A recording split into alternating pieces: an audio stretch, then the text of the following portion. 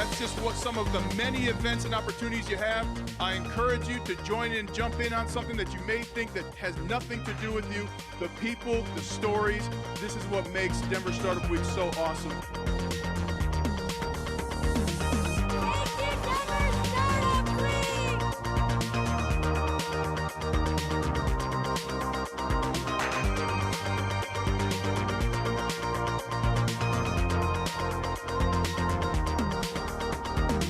What makes Denver Startup Week so awesome. Enjoy all of it. Use the hashtag Den Startup Week. Go out there, have some fun.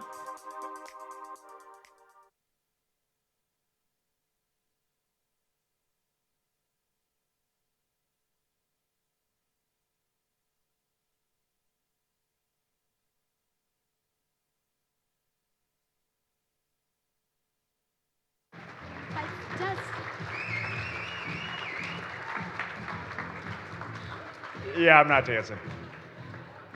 Woo! We know what this is. Denver Startup Week 2022. Who's excited to be with humans? I mean, come on! Come on! Virtual 2020, hybrid sort of 2021, and humanity and handshakes in 2022. This is first class. Here we go. Well, I'm Eric Matisik. I'm one of the co-founders of Denver Startup Week, and we're especially excited, as you can tell, to be back with all of you. When I think about this year is all about the entrepreneurial renaissance and revival of our city. Entrepreneurs have built Denver since the moment that it's founded, and coming back together, we can't create companies without interactions and connections, and most importantly, community. And so this week, we're really, really, really excited for us all to be back together. When you think about this week, I want you to think about it in the terms of being completely radical. And what's radical? When we talk about radical, we're talking about being radically curious. Being entrepreneurs, you have to ask the right questions, understand the right answers, delve deep into what you're trying to build, and be radically curious. And you also have to be radically real. Real to yourself, real to the companies you're building.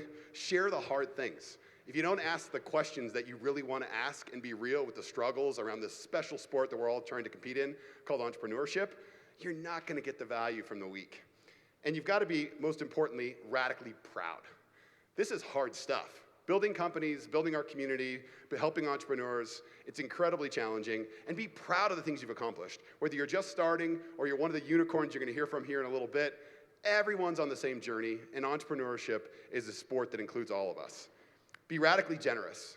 As you hear from all throughout this entire opening ceremony, the things that make Denver Startup Week the most important is the community and the connections and the generosity we have to help each other.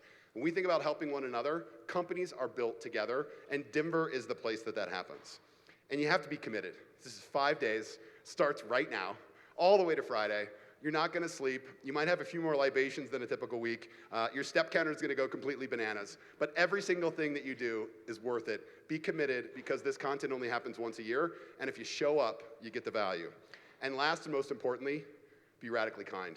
You're going to see entrepreneurs that are with pom-poms and cheerleaders all week long, excited about the stuff that is going awesome in their business. At the same time, you're going to meet founders and entrepreneurs that are at that job they don't like, that they want to start something really big. Or they're struggling to find capital, and they have the best idea with the best company in the world. Be incredibly kind to help them find the answers, and connect them, engage with them, listen to them, and most importantly, help them get to the next level. So, after you're radical all week, where's our social slide? Ooh, here it comes. You got to make sure you tell the story.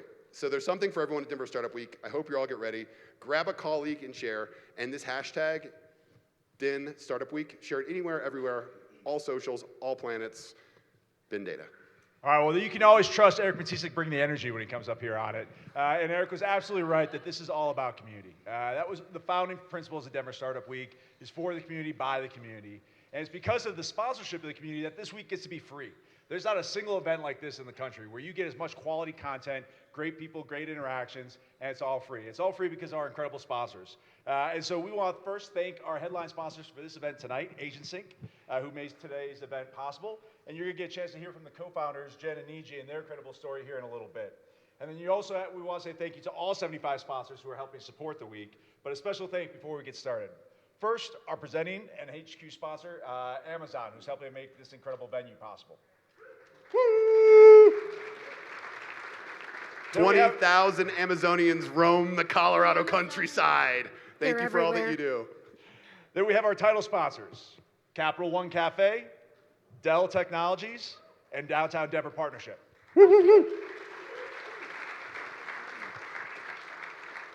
And then we have all the other generous sponsors that you can see on the screen. So please, when you're out there this week, if you see a sponsor, say thank you. They're helping make this entire week possible and letting all of us have a great time out here. So the other part about the community is the fact that this event is completely volunteer driven. There is an organizing committee that gets together multiple times over the year that does all this outside of their regular jobs. They're going to get a chance to thank them later, but please, let's first give them a big round of a thank you for the organizing committee and the dedicated group of people that make this happen. So when this event came together back in 2012, what it was really about was the fact that we saw that there were great people and great companies here. And we wondered what would happen if we brought those folks together to create an even greater community and then create opportunities for that community to learn from each other and ultimately put a spotlight on it. And when you look at what's happened in those 11 years, when we've gone from $1.1 billion raised with like 250 companies to now last year, $6.4 billion raised here in Colorado and over 500 companies raising capital. Absolutely incredible to see. And you're about to hear stories from 5 founders and CEOs whose companies didn't exist back then, but now have gone on to raise hundreds of millions of dollars in capital, drive hundreds of millions of dollars of revenue, and create thousands of jobs here in Colorado, and really make the difference and help build this community that we're also proud to be part of. And so we're going to explore their journeys, get a chance to have some folks who are at the beginning of their journey ask questions so that we can really continue to make this community grow from the founders of yesterday to today and then ultimately tomorrow. So we got a lot of fun in store for you today and the entire week, so buckle up for a great week. Tammy. Buckle up. Buckle okay. Buckle up. Buckle up. I don't know, Eric. What were you drinking back there? Life. That's the quote of the day. Drink life during Denver Startup Week. Well, look, we also created Denver Startup Week to remove all barriers to entry for anybody that wants to start or grow a company in Denver, Colorado, and the state of Colorado. So the idea here is that we would remove anything that we could to make it easier. But Denver Startup Week comes with an obligation to everyone here. It's also all of your responsibility participating in this week to actually help remove barriers for other people as well. That may be a connection, introductions to your investors. It may be a thought or an idea about how they build out their strategy. We also want to make sure during Denver Startup Week that everyone feels that they have a place and a space to talk about what they're going through as a founder, to actually grow their company, regardless of gender, race, just complete inclusivity and welcomeness on every level. We take that very seriously at Denver Startup Week, but it's one thing for us to stand up here and say that. It's another for everyone here in this room and beyond to actually make that a reality. So please keep it in mind as you're welcoming and working with others throughout the week. Now, get out of your comfort zone. Really get out of your comfort zone. It may be that it's your first time at Denver Startup Week, or you're not sure how to talk about what it means to grow a business. Here's what I assure you.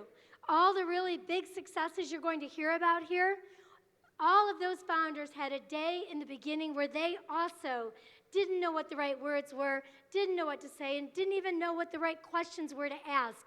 So, we're all in it together. That's one journey. People are just on different phases in that journey. And speaking of the journey, Denver Startup Week has grown a lot through the years. We've really become a model throughout the country for what it means to bring together an entrepreneurial community. But we could not do it without incredible sponsors and supporters. Ben really went through the list just a moment ago, but I do want to really acknowledge Amazon, who for the second year has stepped up in a super big way to bring Startup Week to our community, and again for free, which is a core value that we committed to from the very beginning, that it would be free. But we can't do it without these sponsors, so give it up for Amazon. Their big commitment. And Brittany Morris-Saunders, who is a key leader in this Denver region. She also was a former executive at the Downtown Denver Partnerships. She's committed to this city. She's done an amazing job of integrating Amazon's goals and our goals as a community to grow the city and grow all of our businesses. So thank you all. Enjoy Denver Startup Week. It's our entrepreneurial gift from one entrepreneur to another to our future of our city. Thank you. Well, we got more. On behalf of Ben and I and Tammy and all the organizers who are here in their red shirts, I want you to, one, don't hesitate to reach out to us, engage with us. We're happy to here to help everyone we welcome. And looking out at who's here today, we've been doing this for a while, and there's a lot of new faces. There's a lot of people that we haven't met, and sans pandemia, I couldn't be more excited to get all of you plugged into all the awesomeness the Denver community has to happen. So when you see us, anyone on our organizing committee, flag us down, let us help you get involved, because Denver's here for you, and it's welcoming, it's inclusive, and it's awesome, and you're now part of it. So thank you for being here. Give first. Woo! Give first. Thanks, everyone. Thank you, Tammy, Ben, and Eric. Hello, everyone. I am Brittany Morris-Saunders. I'm the head of community affairs for Amazon. Who is excited in here for today? We are so excited at Amazon to be, for a second year in a row, the title HQ sponsor for Denver Startup Week. I'd like to start by thanking our organizers. If you all would join me in giving a big round of applause to Courtney, Kate, Chantel, and Diane, and the entire Downtown Denver Partnership team for everything they've done this week. As Tammy referenced, I was SVP at the partnership when we started this event over 10 years ago, and I'm so proud of how far this has come along. This audience is incredible, so thank you to Ben, Eric, and Tammy for their leadership and their vision. This is incredible. I'm also proud to be part of Amazon and our robust and growing economic footprint here in Denver and across Colorado.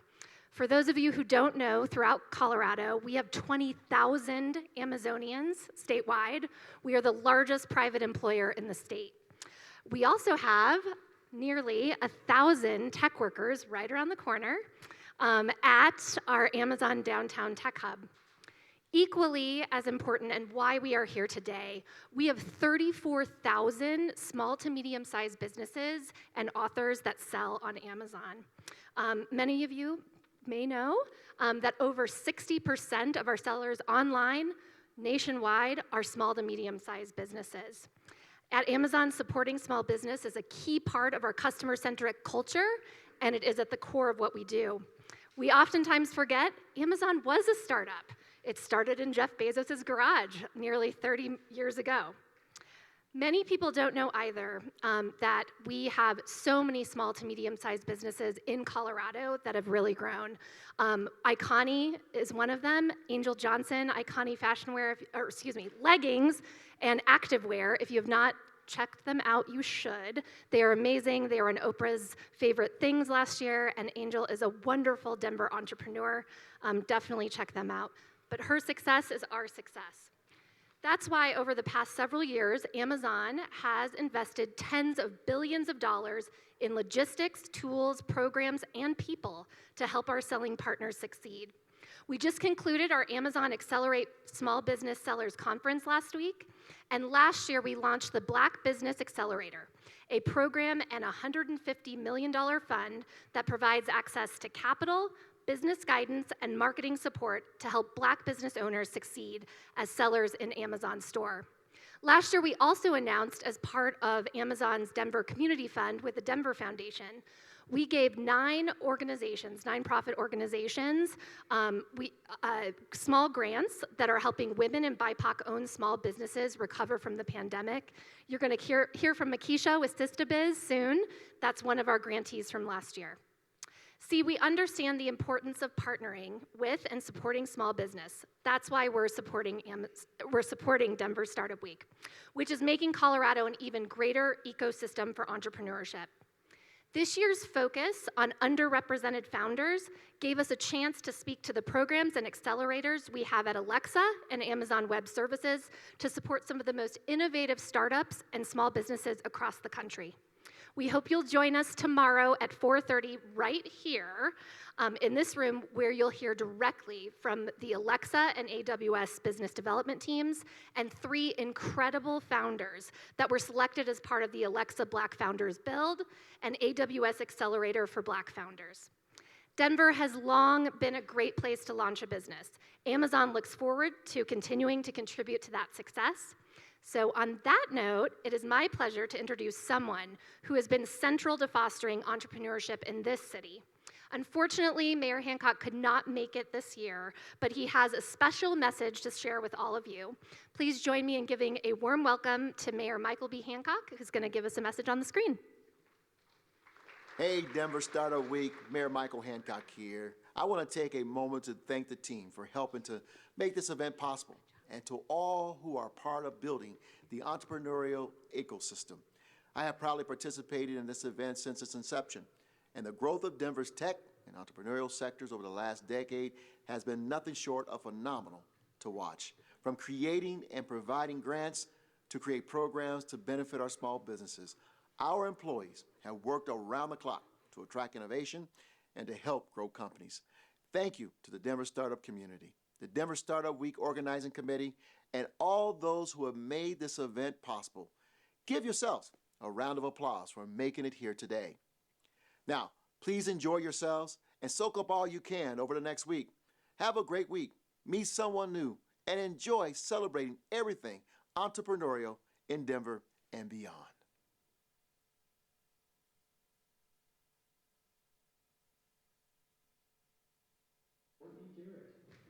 Hey! I love the surprise of the walk-up music. It always gets us pumping. Happy Denver Startup Week kickoff. Come on. I know we haven't fed you drinks yet, but that's coming next. So let's feel the energy. It's going to be the start of an amazing week. We're going to go roller skate. I have custom skates. We're all going over there in just a minute, so it's fantastic. It is so exciting, such an exciting time to be here. So happy to be here back in person in the heart of downtown Denver. Can I get an applause, please? We are in person in the heart of downtown Denver, you guys. It's amazing. This is marking such an important moment for Denver Startup Week and truly for our community as a whole as we all come back together again right here in the heart of our city. I think this is a huge testament to our city's resilience and the startup community's support and your enthusiasm and your spirit. I mean, Eric, you said earlier it's an entrepreneurial revival of our city, and I wrote that down because I'm going to copy it. It is absolutely incredible to be here. And I'll tell you what I am most excited about. This is my first full week of Denver Startup Week. Some of you may know I come from Dallas into this role, and we have been envious of Denver Startup Week for well over a decade when I was calling my friend Tammy Dorr going, how in the world did you do this? So it's truly special and truly incredible what's happening here in Denver. So to the Downtown Denver Partnership, Denver Startup Week is most certainly about these 5 days of intensity, as well as the health and success of our startup community 365 days a year. So that's why we're particularly excited today to be launching the release of our 2022 Startup Report. This year's report showcases the growing communities and opportunities for our founders, employers, and job seekers as Denver consistently ranks among the top cities in the world to start and grow a tech company. Now let's talk about some of the rankings.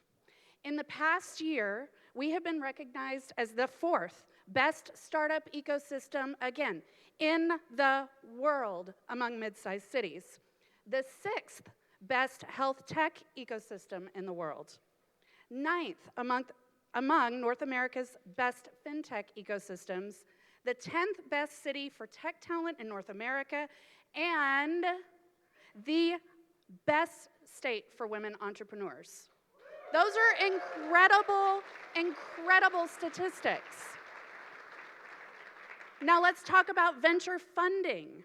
Denver startups attracted roughly $5.5 billion in venture capital last year. That's an 111% jump over 2020. 111% jump. And startups in Denver raised more venture funding than Austin, says the Texas girl, in 2021. I mean, it's not bragging if it's true, right? That's a total of $6.7 billion in just 18 months. A powerful, powerful signal that the market in Denver is truly becoming national and international. In the second quarter of this year alone, Denver venture funding soared to an all-time high of $1.9 billion. Q2, this year alone, nearly $2 billion. That is a worldwide story. This has been led by tech company unicorns like Guild Education, Velocity Global, we'll hear from Ben Wright very soon, Pax8, Crusoe, and Housecall, and so many more. And speaking of those unicorns, what is truly amazing to see is that we continue to grow and attract unicorns. And for those of you who don't know, though I have a feeling I'm speaking to an audience that absolutely knows what a unicorn is. A unicorn is a startup company with more than $1 billion valuation. Now, most cities can't even claim one. In this year's report, anybody know? 12. 12 here in Denver. It's incredible. Our talent. We know that where there's capital, there is talent. Denver's tech talent continues to grow exponentially with over 117,000 employees in 2021, and more than 18,000 of those tech workers are right here in downtown Denver. And that talent is on the rise.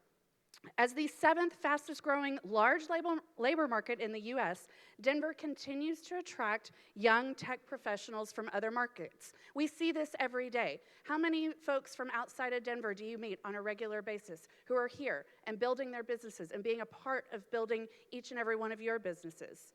And we continue to add new firms. The number of tech startups in Denver's Central City grew 213% to more than 1,300 since 2012.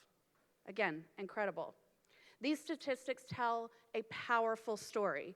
Clearly, Denver is the best city in the country for entrepreneurs, and we are going nowhere but up for the next decade.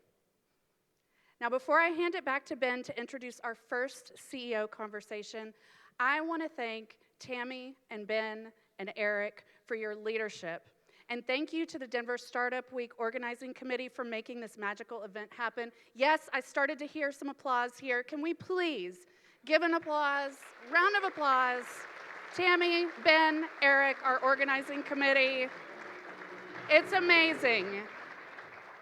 And I also am going to ask you for another round of applause, almost, because we have to embarrass the team, Ben. We do. We absolutely have to embarrass the team. A final thank you to Chantel and Trevor and Kate and the entire team at the Downtown Denver Partnership. I am the luckiest woman in the world to be working with these incredible folks who helped to fuel Denver Startup Week. So thank you very much. There's your applause. And Ben, over to you.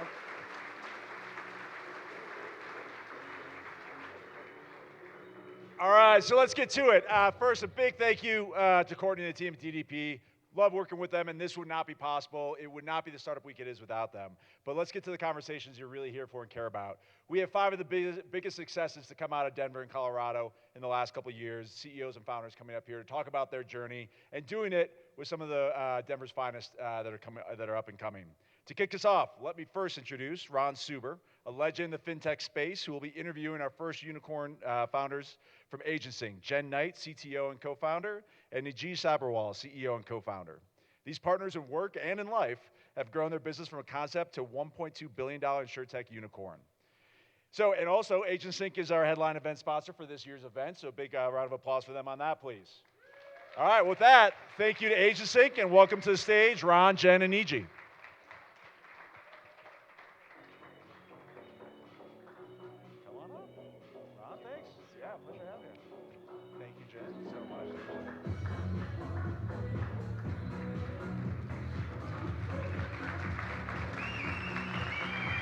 Welcome, welcome. So welcome, Jen and Niji, thank you for joining us. One of the hottest insurtech companies. This is one stop of many traveling this week. In this crowd today, we have students and investors, entrepreneurs, people working at big companies, maybe looking to become entrepreneurs, and people looking for jobs. Well, here on stage, we have these two crazy entrepreneurs who left big companies, Dropbox and LinkedIn and Stripe, to do this thing, this journey that's exciting but brutally difficult. So why don't you tell us a little bit about how you started the company, when you started the company, what it does, a little bit about the journey, and are you hiring?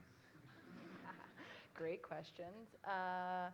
Let's see, I'll do a little bit of how did we start the company and some of that journey, and then I'll hand the mic off. So Niji and I worked together in the early days of LinkedIn in 2011, and when we left there in 2014, I went to Dropbox, and he went to a company called Zenefits, which some of you may know, and some of you may not. And in that time, I went from Dropbox off to Stripe, and we would come home, and he would tell me these stories about insurance regulatory compliance and fines and tracking licenses and this team that he had trying to make a unmess of a mess. And over those conversations, we realized there was something to be built. We thought it was something that kind of fun and small we could build together, and that was the start of the journey in which I lovingly say I fell into the insurance space, being dragged along by this guy, but that was the start of Agents Inc. What do we do? What do we do? Okay. So Agents Inc. is basically an insurance broker kind of management compliance platform for insurance carriers, agencies, wholesalers, everything in between. So we basically connect distributors with the products itself, so connecting distributors with insurance carriers. And we do all the state compliance kind of in between. We're built on the Salesforce platform. That was a really, kind of, yeah. We're mostly built on the Salesforce platform. And we basically were able to kind of kickstart the company really quickly by having a kind of ready-made plug-and-play platform that we could get customers on really quickly. Also, as a kind of early startup raising a seed round, in this very kind of nebulous space that no VC really understood, it was hugely valuable to kind of ride on their coattails a little bit for, data privacy, security, access controls, things like that. So tell us about the jobs that are open at the company today. Oh, yeah, okay, I'm glad you asked. So we have over 40 open roles across engineering, product, design, sales, customer success, I mean, you name it. Agentsync.io, go check out our careers page. Okay, so we have a total of 12 minutes. I want to definitely make sure that the audience leaves here with some gems that you'll remember about this company and this journey. So can you tell us a little bit about how you divide up the daily tasks that you have, and if you couldn't tell by her correcting him that they are married also. This is true. So I run product and engineering, and I actually think about this a lot. Founding a company is really hard. We both marvel at solo founders. That is a whole can of worms. For us, it was pretty easy early on. Niji came from an operations background and loves building business. And I come from an engineering background and loved building things. And we loved talking about product together. So from the early days, it was a pretty easy split for us, which was great because it's really hard to be a founder. It can be really stressful. You're going to fight about things. You're going to get into conflict about things. It was good for us to have some clear separation and respect of, I don't want to do all the things he does every day. He doesn't want to do all the things I do every day. We can have good conversations about it, but let the other person charge the hill. We overlap mostly on how do we build the company from a people perspective and what we're doing with teams, and then also from a product perspective, but kind of let the rest of the chips fall in our collective courts and go from there. Same question. All right. So the tidbit, right? Yeah. Okay. So, quick show of hands, like how many of you guys are thinking about starting a company in the next 2 years? Decent amount. This shit is really hard. So buckle up and just be okay. Get really comfortable being uncomfortable. I'd say, and like just don't hold on to anything too tightly. Everything you think is plans you try to make. It's definitely good to have a plan, but plans you try to make will very often not work out the way you want it to. Sometimes better, which is great, but oftentimes like not better. So yeah, I guess my advice would be just like be prepared to put in just a ton of work and pivot really quickly, and you know, you have to do a ton with nothing most of the time when you're getting off the ground. And then find a really great co-founder. I think you gotta be married, have this kind of intrinsic trust factor that is it's hard to replicate, but that co-founder relationship is so important when it comes to the early days, kind of mid-stage, late stage, you name it. Having somebody you can trust that understands all the stuff that you don't understand is really critical. Is at least critical for us. And Jen, you mentioned backstage one word that I think is a major takeaway for the people here in the audience. It starts with an L as a tidbit that they should learn and do more of. Do you remember what the word is? Oh, I thought I was going to say flexibility. Listening? Listening. That's true. Yeah. So we'll go to that. Listening. No, well, we were talking about that because when Niji and I started Agents Inc., we thought we were building a product for agencies in the insurance space. We thought we were building products for agencies that one day might have 300 agents. And then one day he came home and said, well, I came home because I was working so that we didn't have to live with our parents.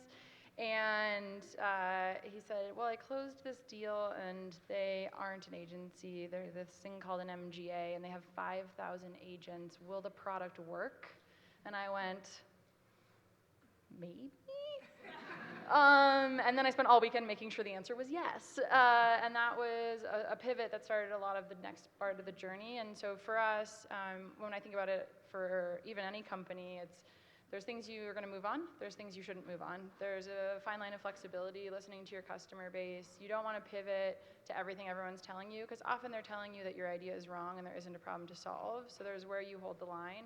But we wouldn't be where we are today if we hadn't been listening to our customers and being really open to the idea that we didn't know everything, figuring out what principles we wanted to hold on as a company and then where we wanted to go. And so that was the difference, I think, for us of being willing to open up that space. And then a lot of just coming home to questions like, can it do this? And kind of panicking and then just making it happen. So that's part of the founder journey. Awesome. So we have 4 minutes to go. I just saw the sign in the back.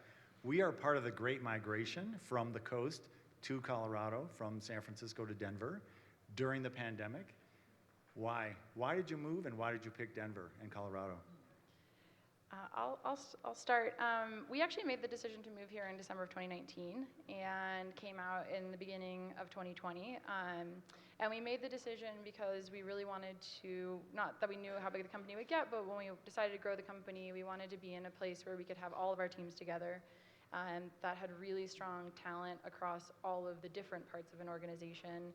And we really didn't want to be in a situation where we might have product and engineering in the Bay Area and other teams in other places. We do have a part of our workforce that is remote, but it was really important to us to find a place that kind of anchored the spirit of the company. And Denver for us really embodied what we wanted, which was a commitment to charging the hill together, ownership and really building together, but also to life. We've worked in the 12, 14-hour days every day of the week practically. And while that was a really important part of our career to grow, it wasn't what we wanted to embody in a company. And so Denver had the talent and also the mentality of, we're not all here to just build a company, we're here to build our lives. So that's what brought us out here. I mean, what she said.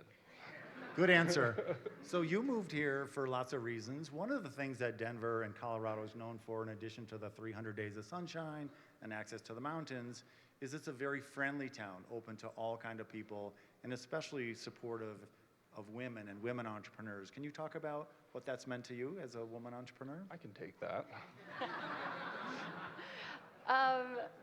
I think for me, and we also had our first child during all of this, so she was born in October of 2020.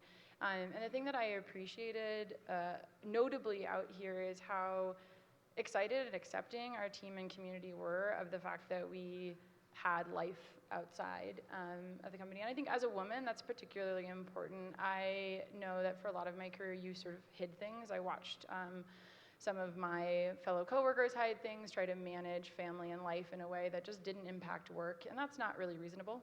Also, sometimes, if you're pregnant with a child, you can't hide it, and there's penalty to that, and there's not necessarily a lot of support in that. There's the support mechanisms, but really that feeling of people having your back, being open to it, being excited about it, helping us think about managing the day-to-day, and then being able to reciprocate that feeling was really, really great here, and it's just something that I'm so, so thankful for, because it meant for me having that experience first in my life to be supported by a community who was not just doing it because they had to, but because they were excited to, made a more full experience and makes me excited for continuing to grow the company.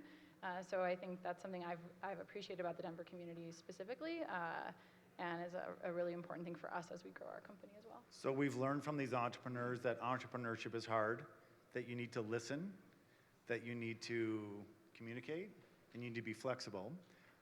Give us a number now. Each of you, can you tell us what one of the KPIs are for each of you, the key performance indicators that you think about every day? Is it top of funnel? Is it conversion? Contribution margin? Give us a number. Give the audience something to take back to their business, to their investor group, that they should think about, that you think about each day. That's a number, not a word. Oh man, there's probably like 10 that we're looking at on a fairly regular basis.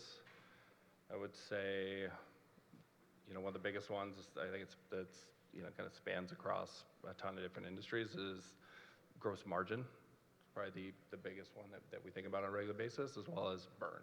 Great. Okay, so our time's up. Do you have one for us, a quick one, and then we're gonna let the next group take over? I'm less of a numbers person, but I think now at our size, I think a lot about engagement and how we're measuring that and how we think about our people.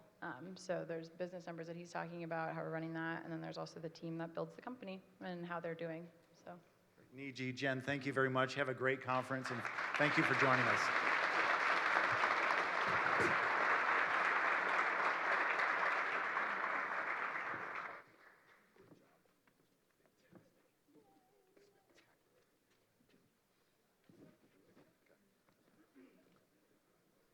Woo.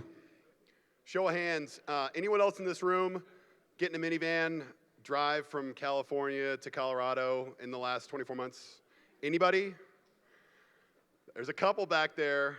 You need to make sure you connect with Niji, Jen, and Ron, because as a community guy that's constantly sifting through the entire state of Colorado for those golden gems, those three are three gifts from California that not only we just learn about, we're all going to know about as they continue to build our companies. Ron is a prolific investor. Jen and Niji, I think you heard their story. But most importantly, they're super, super generous. And anything you ask Ron for, he'll reciprocate and help. And so he fits right in here in Colorado. So let's give one more round of applause to Ron, Jen, and Niji, our Denver or Bust panel. Woo! Denver or Bust panel. Here we go. Next up, we're going to keep the motors running. We have Mark Frank, who's the co-founder and CEO of Sondermind, leading a fast-growing and compassionate team whose mission is to redesign behavioral health to increase access, expand utilization, and improve clinical outcomes. We're really, really excited for you to hear from Mark. There's no health without mental health, and the Sondermind team is stepping up to provide a critical resource, not only here for Colorado, but for the nation. Mark will be having a conversation with Diego Montemayor, co-founder and CEO of Chamba, an app that connects companies of any size to the Latinx workforce in the USA. Welcome to the stage, Mark and Diego.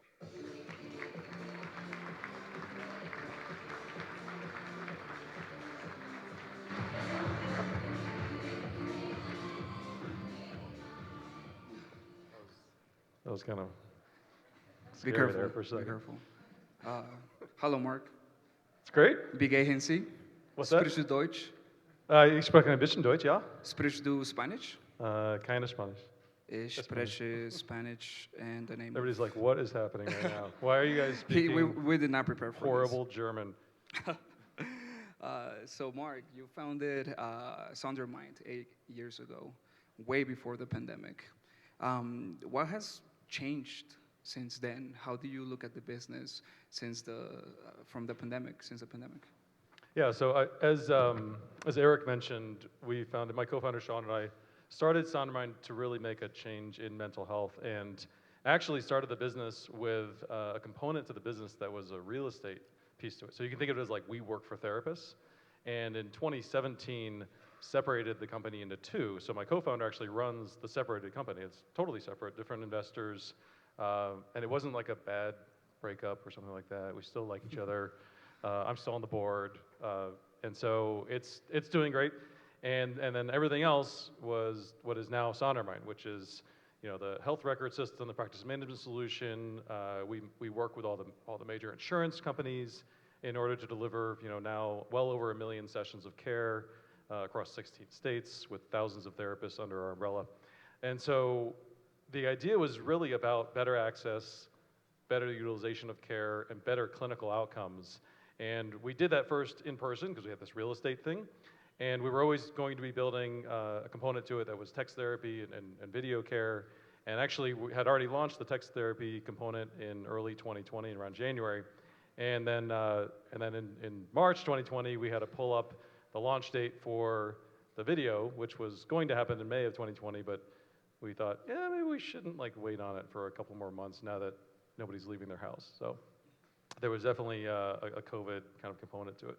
And your business now, you started also right around that time. So give me that story and tell me more about Chamba. Yeah, absolutely. So we started Chamba right when the pandemic hit, and it was crazy. I mean, you have a couple of guys together building a company that's connecting talent to companies when everybody else is not hiring at the time. So that's when we realized that minority groups really needed the help to get connected to job opportunities, and he highlighted that tremendously.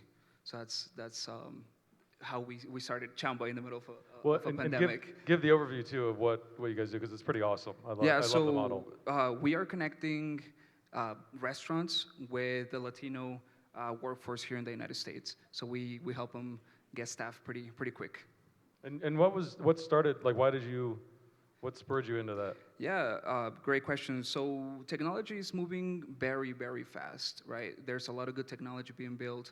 Sondermind, right, with mental health. We have Platzi in Latin America, making education more accessible. But we saw a problem on the democratization part of all of this technology that's being built.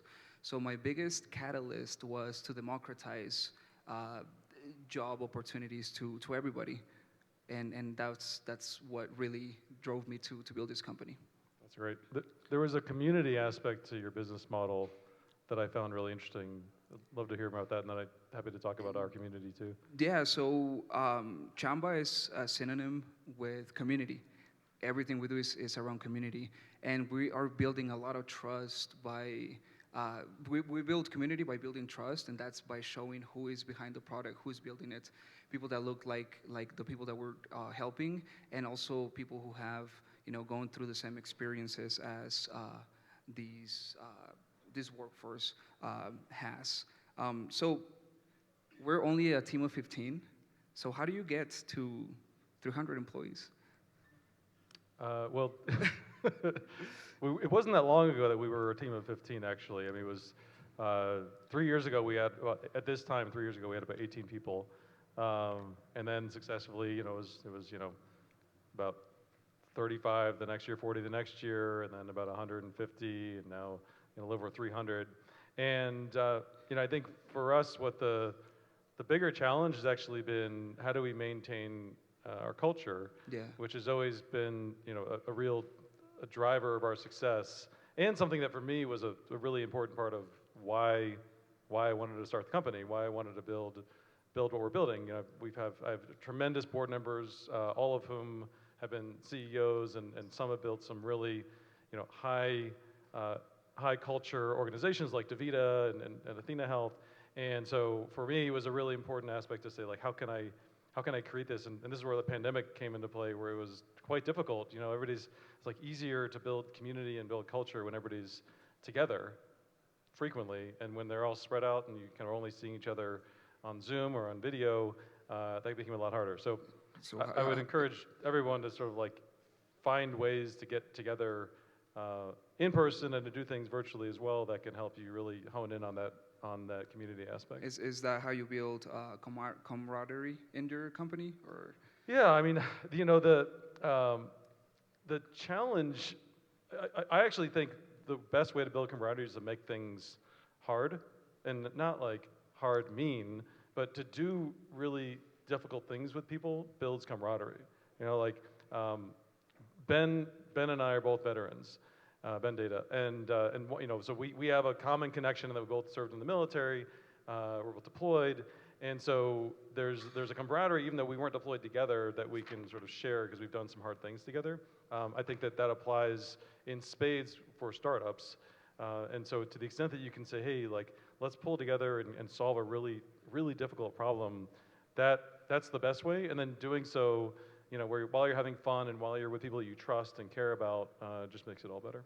Thank you, Mark. So the mental health startup space seems a little bit crowded. What makes Undermind so different? So we're like maniacally focused on quality. I think that so again, mission statement is around access, utilization, and outcomes. And I think a lot of companies that are in the space are really focused around access to care and utilization of care. Like let's let you like find a therapist or use this meditation app, and we are doing that, but those are means to an end. Like the end is actually improve mental well-being, right? Like how can we actually improve outcomes? And so we've done that with a real focus around how do we measure care. We bought a machine learning company about a year ago, one of the only, if not the only, really focused machine learning companies in the behavioral health space that have been operating for about 6 years. We are buying another company right now that's around a lot of self-care options and actually has about a 15-year-old assessment platform, and so does really deep clinical assessments. So as we loop all these things together, it's really about saying, how can we say, we're gonna help you identify what's ailing you better than you would be able to otherwise. Because look, when you're sort of not feeling well mentally, you go, I don't really know what's wrong. I gotta like go find a therapist to tell me what's wrong. And the therapist is like, all right, let me spend a certain amount of time like going through that discovery process with you. And so if we can provide our therapists, our providers with a better set of tools, better understanding of what an individual is feeling, that's something that can really help them improve their care offering, shorten the length of care, and then keep you at a higher level of well-being. So that's kind of why we've really kept that main focus as opposed to some of the other platforms that are slightly different. Awesome. One thing, I know we're like ping-ponging here, I keep throwing you off your game, but I want to make sure that there are some other job marketplaces. I think what stood out to me as you were describing Chamba to me is the fact that you really create this sense of community within all the people, all the workers, all the people who are looking for those opportunities. How has that helped propel the success thus far? That's really key. Community is key, and especially because we work with a hard-to-reach community, right? A community that you're not going to find in other marketplaces in the markets. So focusing on that community that's there ready to work and that hasn't really been served with technology has helped us, and those are the people that really come and rally around the brand that is Chamba, that is actually now representing the Latino workforce here in the United States. Do you think are you going to keep the focus on that workforce forever, or do you think it expands into other? It definitely expands, yeah. It's all about becoming really good at one thing first and then expanding from there. So that's great. I want you to tell everybody about this. Really, it's such a great story around how you met your co-founder. Yeah, so he's actually here front row, and so I was in Colombia. I had the idea for Chamba, didn't know how to code, typed in #developer, and he was the only one that wrote back. Into what? Like, where'd you write? And yeah, and thankfully he was held up a sign, #developer. #developer, and he was in Bogota. That was my last day in Bogota, actually. So after 2 beers, we co-founded Chamba. Here we are now. That's amazing. Well, I think we got the signal to wrap this up. I really, it was super fun talking to you, and looking forward to spending more time. I think there's there are a lot of companies here, and I'm sure founders in the audience that you know, look to you, look to me, look to all the other founders who are here and say, wow, like this is a place where we can build a community. There are more and more organizations. You know, Denver Startup Week is sort of a catalyst that's been around for a long time.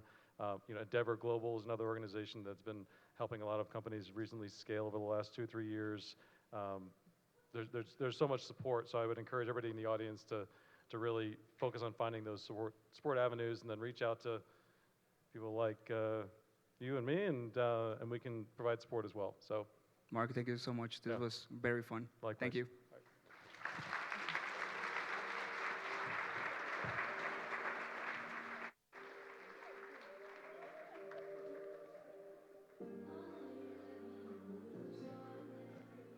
Okay, a big thanks to Mark and Diego for that inspiring conversation. It's just great to hear these dialogues.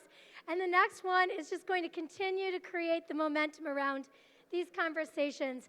Dr. Mark Prather had a passion for bringing healthcare in a right way to the consumer, and he built a company, Dispatch Health, based on that passion. He is going to join us today in a conversation with Jen Henderson, founder and CEO of Tilt, a company that was founded with people in mind. It's transforming how companies manage work leave in a human way. So with that, please welcome Mark and Jen.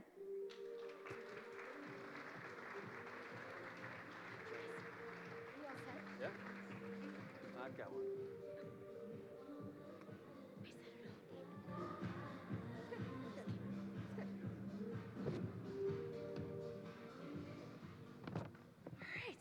Hi, Mark. Well, hello. Well, hello. I'm excited to have this conversation with you today.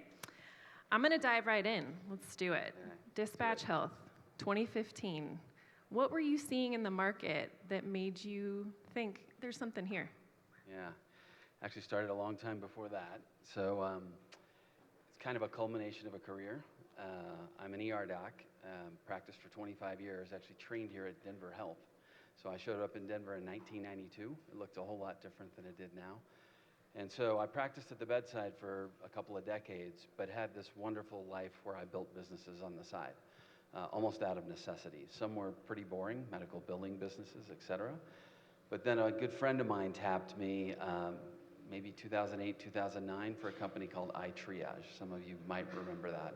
Early health tech company. And essentially, the premise was that we could use the new smartphone to navigate patients to the right venue of care, and in doing so, we could lower the cost of care. Actually met my co-founder, Kevin, there, and we began talking about how technology could improve care delivery. So we're starting to think about it, and then my core business was staffing hospitals. I provided their ER doctors, their hospitalists, et cetera.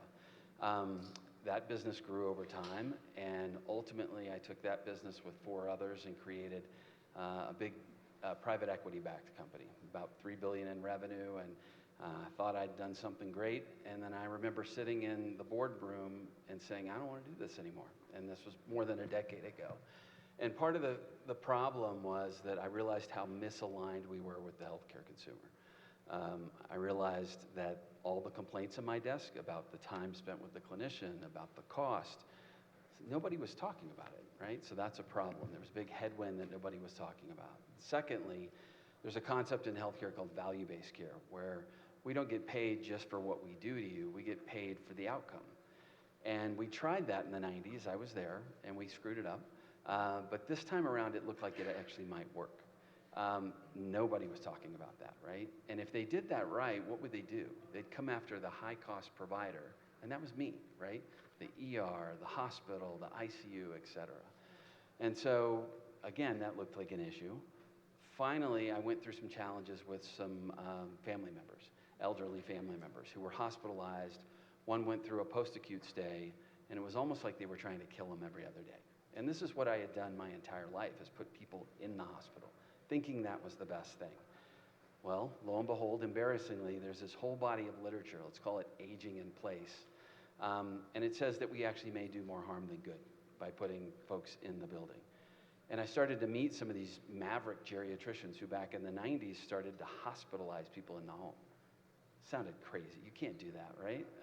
You know, I trained at UCLA, and you know, nobody goes to the home. That's for old Marcus Welby types.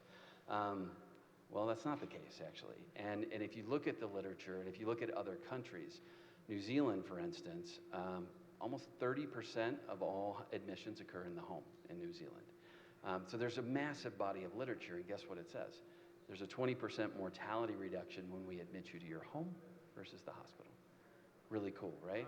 And so I started thinking to myself, this sounds like an interesting idea. What if I could take what I know how to do really well, which is high acuity medical care, ER through the ICU, through the recovery. And what if I could just move it into the home, right? We spend $4 trillion on healthcare, 1/3 of it is on the building, $1.3 trillion, right? So what if 60% of the emergency room could go to the home? What if 20% of admissions could occur in the home? What if a quarter of the skilled nursing facility admissions could occur in the home? And so that was the premise of Dispatch Health. And actually in 2013, I know you have a husband who's a firefighter, right? So I'm an EMS medical director, and I had the opportunity to, one of my agencies came and they said, we want to do something creative. I said, sure, I'll help you with that. But would you do this other thing I want to do? So I learned how to be a lab director. I put a lab in the back of the vehicle. I was on call. One of my nurse practitioners sat in the front seat with the paramedic, and they went out on 911 calls and treated people in place, right? Congestive heart failure, COPD, all these really sick people, and guess what? They did great, and they loved it. And so here we are, many years later, almost a decade. We're in 50 markets. I think we've had almost 700,000 or 800,000 patient touches. Net Promoter Score is still 95. And then in 10 of the markets, and actually Denver's one of them, we can actually hospitalize you in your home. We bought 2 mobile imaging businesses along the way, so we can bring X-ray, ultrasound, echocardiography, all to your home. So amazing. Pretty transformative. There's a trend there that I'm pulling. Yeah, that is worth, yes, amazing. Just what I knew how to do in the home, that's it. But your ability to sniff out a problem, a lived experience, right? Yeah. Time after time, and create a solution for that is amazing. That's what happens when you get old. Or us crazy entrepreneurs, I don't know, we have a sickness. Well, let's make it a dialogue. So yeah, tell me about Tilt. Yeah. Tell me about your story, Yeah. because it wasn't always a startup world, right? For you. Well, much like you, the idea started years before I took the leap, right? And similarly, lived experience. So my background is I spent 15 years in corporate America, always in operational roles, and I loved it, everything about it. Self-described career woman, top of the 9 box, stretch assignments, whole 9 yards. And in tandem with that, I went through 7 years of in vitro fertilization with my husband, the firefighter, trying to become pregnant. And all of that lack of frustration and control, I doubled down in my career trajectory. And then we got lucky, and we had a cycle that took, and I became pregnant. And overnight, I stopped getting invited to the table, and I stopped getting the stretch assignments. Nothing had changed other than now I was expecting. So that was my first experience that something was wrong. 5 years later, different company, different stage of my career, I had a promotion rescinded when I became pregnant with my second. So that was enough for me to say, this is bullshit. And I jumped out into this crazy world of entrepreneurship to try to figure out a better way to do leave of absence management, which is what Tilt is today. We manage all kinds of leave to make sure that the playing field is equal, to remove bias, to ensure that particularly women have an easy entry back into the workforce if they so choose to. And yeah, we're just getting started. So even though we're 5 years old, we're just getting started. I know the feeling. Yeah. Awesome. Well, I think it's without question, but worth saying, your industry has changed quite a bit in the last couple years. How have you mentioned the Net Promoter Score, which is not insignificant, phenomenal, but more internally, how have you maintained the culture and this sequential great places to work, amazing honor that you continue to get? What does that look like? Yeah, so I didn't mention this in the inception story, but back in 2008, the IHI, Institute for Healthcare Improvements, started something called the Triple Lane, which meant that if you were going to really impact healthcare, you would reduce total cost of care, you would improve outcomes, and you would improve patient satisfaction. They forgot somebody, the provider, right? So we now call that the quadruple aim, provider satisfaction. And you know, at one point in my life, I managed about 6,000 doctors and APPs, and so I speak business and I speak doctor or APP. And so I've been able to always, I think, have that shared experience and say, you know, are we frontline obsessed? Is that really what matters to us? I love that. And you know, honestly, it's not my word. There's a book out there that you ought to read. Chris Zook wrote a book called Founder's Mentality that we can talk more about. But that frontline obsession, once you lose it, forget it. And then forget it especially in the healthcare world, because guess what? It's really hard. And you know, the minute the provider does not feel appreciated, they become a mercenary, right? They're like, who gives me the most dollars? And that's how you start to lose your folks. And so we try to filter every business decision through that quadruple aim concept. We have some rituals. So Kent Theory here, you know, met him a few times, and I just watched his rituals a little bit. And I thought, we need some of those. And I wasn't going to put on the D'Artagnan suit or any of that. That's not really my style. But we do start every meeting with a patient story. Here's why we're here. And then I just hired a chief people officer, probably a year past the time I should have hired her. But her name's MJ Hill, and she comes from Starbucks. So she spent 15 years with Howard Schultz. And so something in the interview just struck me. She said, we had an inverted pyramid philosophy. What is that? Time's up. All right. All right. Well, to be continued. See, I knew we weren't going to get through that many questions. I'm too talkative.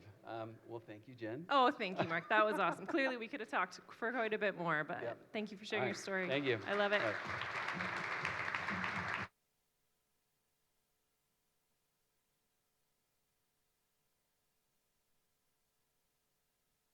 All right, well, thank you, Dr. Mark and Jen. Our next conversation is with two people who, very differently than from some of our others, have started out on the bootstrap route with really a mission around helping other companies scale their businesses and grow. And one of those has taken his business to 9 figures in revenue. Ben Wright is founder and CEO of Velocity Global, creating a revolutionary way for companies to expand and hire across global markets. He's a recognized expert on the future of work and global expansion strategies. Makisha Booth is going to be interviewing him, and she is the founder and head business coach of SistaBiz Global Network, a business accelerator for Black women entrepreneurs. SistaBiz Global Network helps Black women, solopreneurs, and micro businesses build scalable, sellable businesses right here in Denver. Please welcome Ben and Makisha.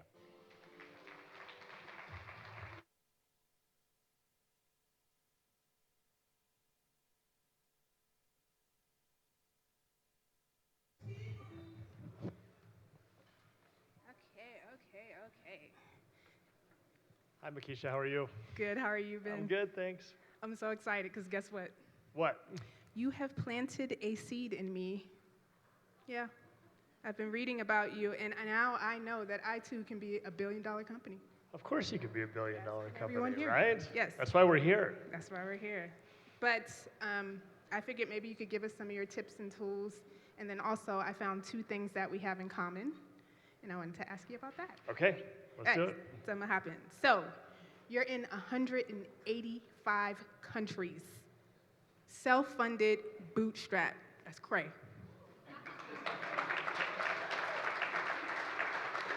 Well, to clarify, we were bootstrapped for the first 7 years. So we've now taken 2 rounds of funding in about the last year. But for the first 7 years, we were bootstrapped. Bootstrapped to 9 figures. Over $100 million. Where'd they do that at? So did you always intend to grow this big? Well, I think for all of us out there as entrepreneurs and startups, I mean, I don't know. I certainly know people and have friends who have set their goals as big as can possibly be, and I want to be the next Google, and I have that dream. And for me, I thought maybe we'd get to, I don't know. I thought we'd get to 10 million in revenue, 20 million in revenue, kind of something along those lines. That's kind of as far as the dream went. But I kept having these moments along the way where I was realizing, holy cow, I really undersold the opportunity. And it was about every 2 or 3 years I'd have this aha moment that, wow, this is way bigger than I originally gave it credit for. And so, at this point, it's funny to think that we're doing multiple hundreds of millions in revenue, and I feel like we're literally just getting started. So I keep coming across these things where it's like we haven't even scratched the surface yet. Yeah, so speaking of that growth that kept happening and happening and happening, if you could break it down into like 2 or 3 phases of growth, like the ramen noodle startup grind phase, and then like what were the 2 or 3 phases, and like what was happening in that phase that let you know you were growing? The 2 or 3 phases, I mean, the first one, of course, where it's just you, right? And my first office, and my neighbor, I remember sitting next to my neighbor, and I'm like, I got to get out of the house. And he goes, I've got an office. I'm like, seriously? He's a home builder, right? Very, very different than the tech company that I run. And I said, well, how much do you want? And he said, $500 a month. And I said, all right, I'll get back to you. Because I knew I had a check coming in like 2 weeks for $5,000. And so I came back to him in 2 weeks. I said, all right, here's 10 months of rent. Let's go. So that was like first phase. You hear people talk about the chair phase of the company, where the company gets big enough where you can't just stand at the same level of everyone and talk to them because there's just too many people in the room. You have to actually stand up on a chair, right, so that you can see everyone. I remember that phase, and it was a really interesting one. It's the point where you, for the very first time, stop knowing every single person's name, right? And it's a little sad, but it's exciting at the same time. I got to tell you, we're in that phase now. I mean, we're in a third phase as an organization of when you go from, 100 million, couple hundred million to, 500 million or $1 billion. There is a whole seismic change that has to happen with a company. You start slowing down, and so you're constantly fighting against that. You're just hard to move at the same speed you once did, and you're always fighting against that. You're finding that some of the people had gotten you to a certain phase kind of struggle to get you to that next one, and that happens at certain points along the way, but I've noticed that at a variety of kind of different levels of where we are now. And at this point, with 1,000 employees, you really don't know everyone's name. Wow. So the 2 things that I found in common between you and I, because we're going to be kicking it, we're buddies now. Amen. I read that your great-grandfather started his journey here in Colorado as an entrepreneur, his entrepreneurial journey by coming to Colorado and taking risks. And you also obviously have that in your blood. So can you tell us a little bit about that and what that means to Velocity, the values behind that, or the story? Yeah, for sure. You're absolutely right, actually. My great-great-great-grandfather responded to an ad in the paper in St. Louis about becoming a horse trainer in Denver. And he responded and said, I'm coming. So they put him on a train and got him out there, and he showed up, and he's like, I don't know how to train horses. And they're like, well, we paid for your ticket, and you're out here, so we'll teach you how to train horses. That's how he made it to Denver. And actually, a funny story, they were doing homesteading then, and they offered him a homestead, but it was too far out of town. It was Confluence Park. We would have really been something in this town if he'd taken that land. But I think all of us, this is Denver Startup Week, all of us, right? Sometimes you got to fake it till you make it, right? And I think that's it for all of us, right? It's the thing that holds so many of us back is just not taking that leap, whatever it is in life. But I think the most important decision I ever made professionally, because I'm a first-time entrepreneur, is just, there was an idea, I knew there was something there, and just taking the leap. 99% of the people on this planet don't do that, right? And I think just taking that leap, faking it till you make it's a really important thing. But I want to hear about your stories. That's my grandfather's story. What's your story? My story of ancestral legacy is that my great-grandmother was the only Black woman on the block in Harlem, New York, who owned a brownstone and ran her business side of it and ran a microloan program in the basement because Black people could not find access to banks or get access to banks. And so here I am, years later, still trying to make sure that Black entrepreneurs are bankable. And Sister Biz is all about helping Black women entrepreneurs grow their businesses beyond the 6-figure mark, because the average Black woman entrepreneur is making around $24K a year. And we want to get her past that friends and family mark to $100K, and then prepare her, help her prepare growth strategies so that she can eventually access capital. And I see some of my Sister Biz members in the audience. Let's see a show of hands. Who's some Sister Biz members? Nice. Wait, so let's put a little finer point on that. Like, tell everybody like exactly what Sister Biz does. We do training, coaching, and technical assistance for Black women entrepreneurs, and we provide a community for them where they are understood. So they're not just dealing with, the startup grind, because that is real, but they're also dealing with the many disparities and traumas that come with racial trauma, racial discrimination, and being a Black woman in America. And so we provide a place where they're understood, and they come to this place and know that they can build and grow with each other in collaboration. Amen. Right? Thank you. That's amazing, the work that you do. You were sharing with me some statistics before about just Black women in the workplace, but also Black women founders. Will you share some of those statistics? Well, I mentioned one regarding their revenue. So compared to the average white woman at 124K, you've got 127K, you've got them at 24K. These are a couple years old. But so then also 127,000, no, 24K. 24K versus 127K. But that's not even touching on what white guys are making like you.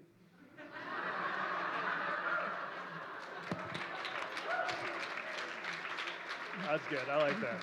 But right, because then that disparity is even larger. Oh, absolutely. Absolutely even larger. So the work that you're doing is not only shedding a light on it, but actually helping these Black women, with the basic necessities to kind of get their business started. So they know they want to take that leap, but where do I start, right? Build back office capacity, hiring your first team, accessing capital when you don't have, the wealth gap, the home ownership gap, all those things contribute to the fact that the Black woman going into business is starting well behind and has a shorter runway to live. And so we're trying to help them, we're closing that gap is what we're trying to do. And when did you start Sister Biz? In 2018.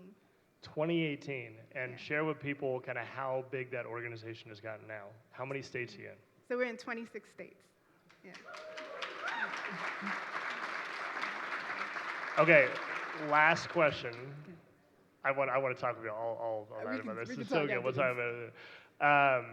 You're helping people in New York too. Is that extra special to think about kind of from where you came and your grandmother's story, and what does that mean for you? It is, but honestly, our diaspora, everybody's my sister. In Colorado, in Kansas, in California, in New York, the Black women I help, we're all family. And so it's special whoever I'm helping as long as I'm carrying on my grandmother's legacy. That's amazing. Thank you. Anything else? We're good. Makisha, everyone. Thanks, y'all.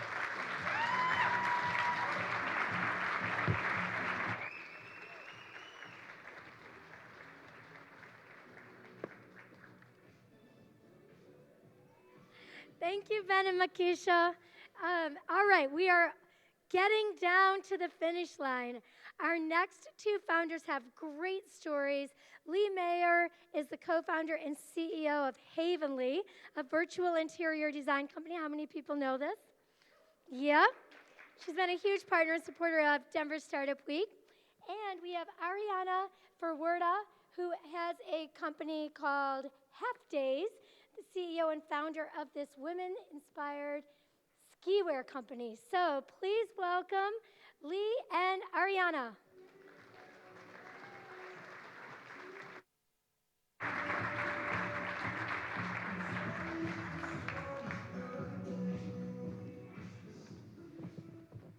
We were just joking about how these chairs are really terrible for women because how many women have been on these chairs ever? It's like you can never wear a skirt because trust me, it's like a show not everyone wants and like but anyway. We were saying that we were probably gonna be the ones that mess up and come out here and fall off the chairs or something. So let's just hope that doesn't happen.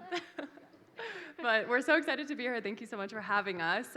One really interesting and fun thing about this conversation, and Lee and I are so excited to have it, is that Lee is actually an investor in Half Days in my company, so that's a super fun thing that we share, and we're excited to have this convo. Yes, so excited. I am an investor in Half Days because it's a really cool product, so you guys should check it out for ski season.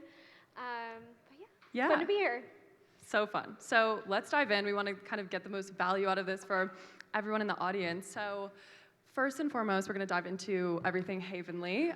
So Lee, tell us the origin story. Like, what was the light bulb moment for you, and really when you decided to like take the leap and really run with it? Yeah, that's a great question. I mean, honestly, I approach this as a consumer. So my whole perspective on the home furnishings industry is it can be tough to access, in particular access things like interior design. There's like this rarefied world of interior design, and it's fantastic, it's beautiful. But for folks like myself at the time, and even myself now, the accessibility just wasn't there. Like, so you had to have incredibly high budgets, you had to know the right people. Even then, you know, wait lists were long for people that I felt like I connected with.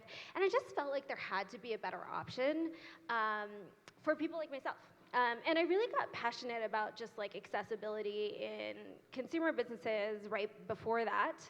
And you know, what's funny is I never thought of myself as someone who was gonna start a business. Like, I'm pretty risk averse. And I'd been in all these like really safe jobs prior to this. So this is like totally out of character. I don't know what exactly prompted me to do it.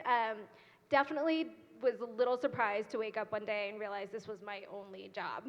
And in fact, sometimes I'm still surprised to wake up and be like, wow, I'm doing this incredibly risky thing. But it's been a really fun journey. Over the years, we've grown a tremendous amount. We've had incredible team members and a team that's grown. We've gotten to be a part of this community, which has been amazing. So can't really complain, mostly recommend entrepreneurship. Sounds like you're in the wrong like industry being a startup founder if you're risk averse. Definitely takes a bit of a leap of faith and like, you know, a heavy reliance on your friends and, you know, wine and like other things to kind of get you through. But I, again, mostly recommend. Yeah, friends and wine for sure. I love that. Yeah. Amazing. Okay, so let's talk about funding. When did you decide that you wanted to raise for your business? And yeah, tell us about the early stages of that. Yeah, funding. So we are one of those companies that's raised a lot of funding. And you know, the one thing that should tell you is we're still unprofitable, by the way. Like, I feel like sometimes those things are glorified, like funding raises are glorified in this community. I get why, in the startup community, I get why. But it's not always the metric you think it is. And so if you're out there and looking for funding, when I was looking for funding in the early days, I remember being like so jealous of these founders that have raised these incredibly large rounds of funding, and I was getting like all of the no's. Like all of the no's. Like everyone said no. I got, I think, 140 no's before I got my first yes, which, you know, if you've heard me speak before on this topic, like you've heard me say this way. Imagine asking 140 girls or guys to prom and they all say no. Imagine applying to 140 colleges and they all say no. Like, it is dramatically terrible, y'all. I was very sad. And it wasn't fun also to be, you know, in this place where like, you were dependent on the funding. And I think in a lot of ways, though, it taught me a couple of things. Like, it taught me to persevere when things don't go well. And it taught me, you know, it's funny, like around the 140th no, I was thinking about giving up and going back to like the safe job. And if I had done that, the last 5 to 8 years wouldn't have happened. And I wouldn't have gotten to the 141st person, which is yes. And so it really taught me a lot, but I'll tell you, it took a huge toll on my psyche. Like, I did not feel very special or wonderful. I felt pretty crummy over that period of time. Oh my goodness, a technical term, crummy. It's definitely a draining process, fundraising. It is.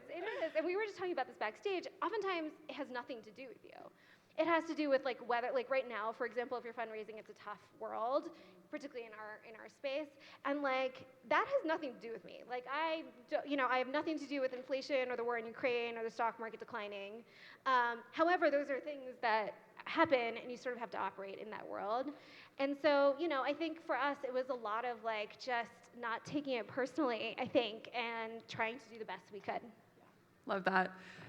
If you were looking at the element of like work-life balance, let's talk about that really quick, because I know it's just like kind of top of mind, mental health and all of that good stuff. So how do you go about finding work-life balance in your role right now? Yeah, I think the short answer is, and I guess we only have a few minutes, I want to make sure to get to you, but the short answer is sometimes you have to work and sometimes you have to live and sometimes you have to do both. And like, different things take precedence at different points in time, and so finding something that works for you is really important. But here's the catch to it that people don't tell you.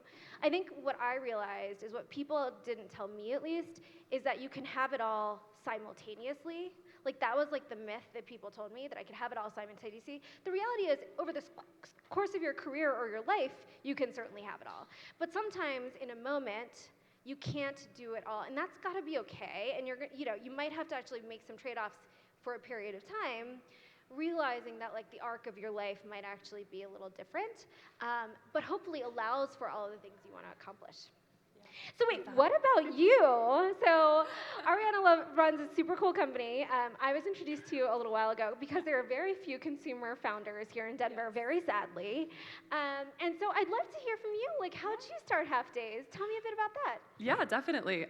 So we launched the company in November of 2020, right in the middle of the pandemic. A lot of fun, great timing. Particularly for a vacation-related company. Yeah, totally. Which actually ended up being an interesting time to start that company because like everyone was flocking to the outdoors. But in terms of how we got started, I grew up in Michigan, moved to Colorado about 4 years ago, and was just so frustrated by the lack of great women's ski wear that fit well, that was technical, that was fashion forward, and then met my co-founder, Kylie McKinnon, who's a former Olympic skier, and she was like, yeah, like women's ski wear is kind of the worst.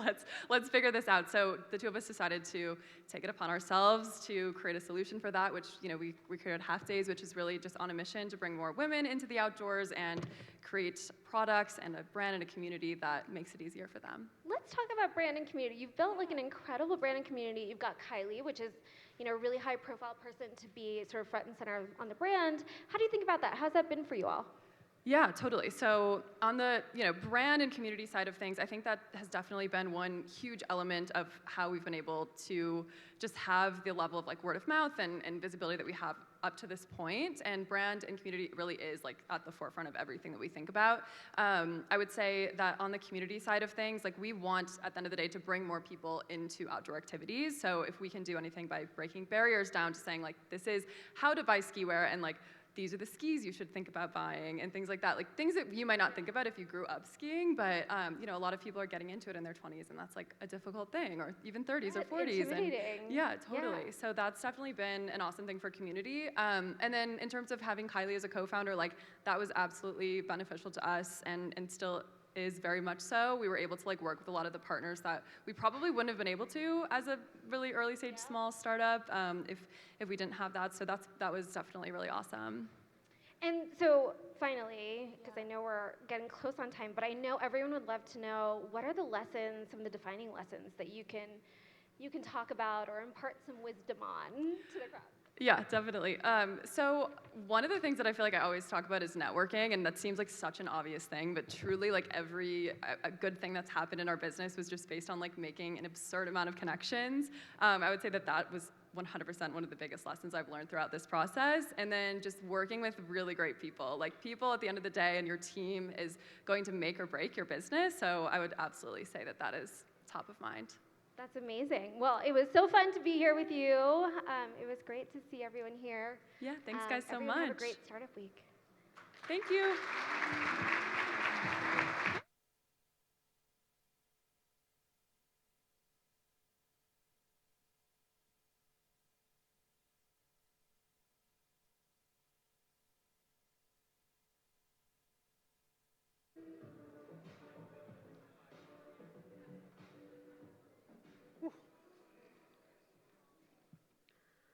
Every good end had a great beginning, and every good ending has a great end, or something like that. Something like that. Well, we made it. We're at the end of our kickoff ceremony. Thank you all so much for being here. It's incredible to see what these speakers have been able to share with us. I hope you really enjoyed the mix of the aspiring entrepreneurs with some of our unicorns. We tried to really be intentional around the juxtaposition between starting up and growing up, and I hope you took away some incredible takeaways. Let's give another round of applause and wow for Lee and Ariana.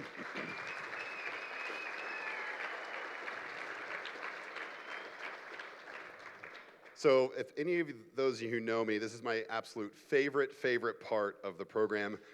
This section of the program is called the Attitude of Gratitude. As Tammy said earlier in the beginning, nothing happens during Denver Startup Week without an amazing group of generosity from sponsors to volunteers to all of you showing up to attend these free events. Everything happens because we're generous with our time, we're generous with our money, we're generous with our resources, and generous with our hearts. I want to start off by thanking our presenting sponsor, Amazon, for all the work that they're doing. We've got some music, amazing. Amazon's rocking. 20,000 people have a band too, shit. Capital One Cafe and Dell Technologies and the Down Denver Partnership are our title sponsors. Our track sponsors include Southwest Rapid Rewards, Credit Card by Chase, the Commons on Champa, Officescapes and Elements, hot company by the way, if you don't know, look it up. Madison Taylor Marketing, Pi Insurance, Quizlet, Slalom, and the Public Works and Battery 621. Our headline sponsors, look at these amazing people. So many awesome logos and support for all of the work that we're doing in our community. And our pitch sponsors, da-ding. I see the Crusoe Foundation up there. Thank you so much. And an amazing portfolio of other community leaders and nonprofits that are helping us make sure that our pitch competition is absolutely spectacular. And our partner member sponsors are making things really happen. And again, when you look at the just magnitude of support of companies and those that are supporting each and every component of Denver Startup Week, we thank you, we thank you, we thank you. And my favorite part, the organizing committee, team organizing committee, make your way up front. Make your way up front. Come on, come on, come on. Yeah, let's do this. Come on.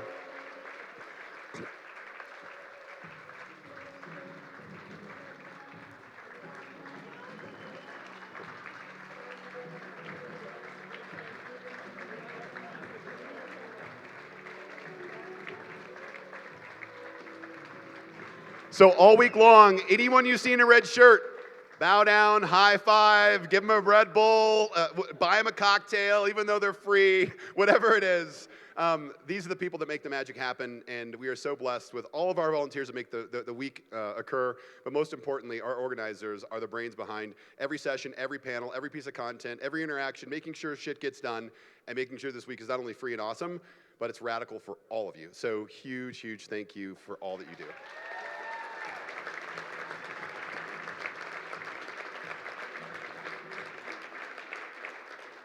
And last, there are a lot of, our upcoming events, there's a lot to experience in the next couple days, and there's an opportunity for everyone to enjoy all the awesomeness of Startup Week and our 200 plus events over the course of the week. The next opportunity that follows this program, which is why you're all here, is the opening party that's going to be held right outside these doors in this amazing cityscape park right behind us as the program concludes. So, my time is over, but the week has just begun. So buckle up, Denver Startup Week 2022, and welcome Brian Miller, the Vice President of Chase, who's here to officially welcome us to the open party, sponsored by the Southwest Rapid Rewards Business Credit Card from Chase.